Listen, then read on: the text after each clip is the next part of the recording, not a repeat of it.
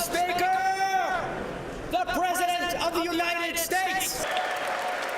President Trump broke with tradition and began his State of the Union speech without waiting to be introduced by the Democratic Speaker of the House, Nancy Pelosi, with whom he clashed with in recent weeks. We must reject the politics of revenge, resistance, and retribution. As is the norm, Trump gave a long list of achievements. There's nothing anywhere in the world that can compete with America. But immigration soon came to the forefront, an issue Trump is fighting with Democrats who continue to deny his demand for $5.7 billion border wall funding. In the past, most of the people in this room voted for a wall, but the proper wall never got built. I will get it built. The wall feud partially closed the government for 35 days.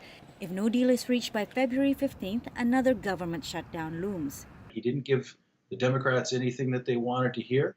He didn't make any offerings. He didn't propose any compromises. I don't think he moved anyone any closer towards a solution for keeping the government open. Female lawmakers of the Democratic Party wore white to mark the suffragette movement that led to women's right to vote. Most of them did not clap during the speech, except when Trump extended an olive branch and noted that a century after suffragette, a record number of women are serving in Congress.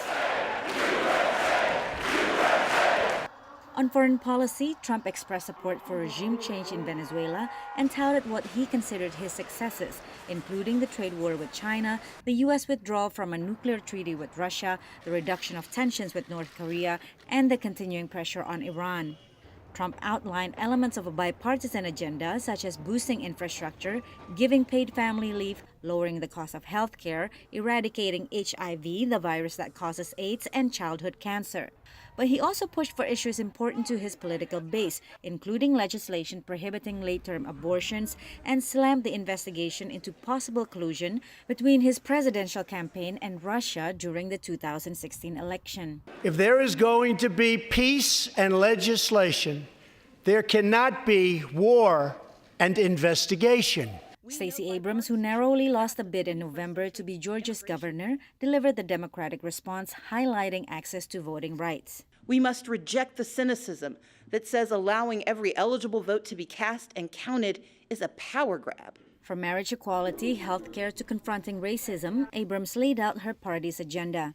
I think it sent a message that this is the Democratic Party of today. A woman of color, a woman who comes not from the politician class. Another notable moment, possibly the first in a State of the Union address, lawmakers breaking out in song.